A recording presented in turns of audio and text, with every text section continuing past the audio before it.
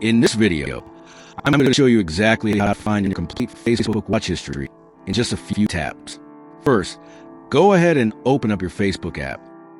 Once you're on your home feed, tap on the three-line icon on the top left corner. Tap on Settings and Privacy to expand the drop-down menu.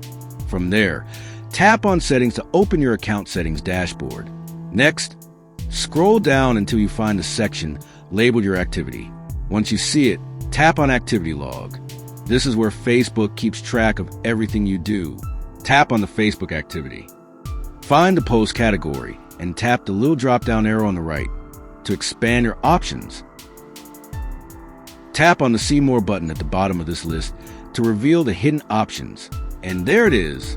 Tap on videos you've watched. Give it a second to load, and boom!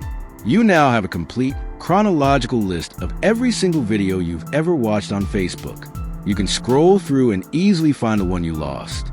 If this helped you out, drop a like and subscribe for more quick tips.